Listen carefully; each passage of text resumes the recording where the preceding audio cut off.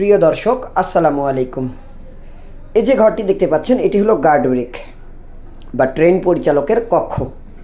Train পরিচালকের কক্ষ এটি হচ্ছে আপনার metre gauge PT Inca MD-52 মডেলের একটি কোচ। এই কোচের মধ্যে আপনারা দেখতে পাচ্ছেন একটি চেয়ার আছে। এই চেয়ারটি ট্রেন পরিচালকের। এখানে বসে ট্রেন পরিচালক তার দায়িত্ব সম্পাদন করে থাকেন। ট্রেনটি এখান থেকে তিনি পরিচালনা করেন। এখানে দেখতে পাচ্ছেন একটি বাক্স আছে। এই বাক্সটি হচ্ছে ট্রেন পরিচালকের বিভিন্ন রকম গুরুত্বপূর্ণ জিনিসপত্র এটার মধ্যে থাকে।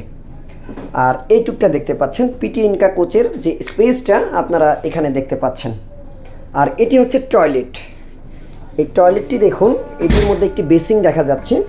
আর এটি হচ্ছে আপনার টয়লেটের প্যান। এই হলো অবস্থার। এখানে কিছু জায়গা আছে। এখানে একটি PA অপারেটর অর্থাৎ পাবলিক অ্যাড্রেস রুম আছে, যেখান থেকে ট্রেনের ভিতরে অ্যানাউন্সমেন্ট হয়ে থাকে। এখানে একটি ফ্যান আছে। এই ফ্যানটি ট্রেন পরিচালক ব্যবহার করে থাকেন।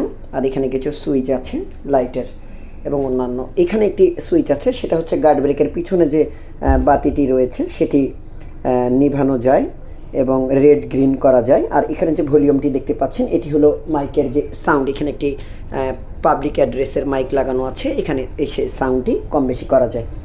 আর এটি হচ্ছে brake, pressure gauge of brake pipe বা ব্রেক মিটার। এই যে মিটারটি দেখছেন এটা প্রেশার গেজের মিটার।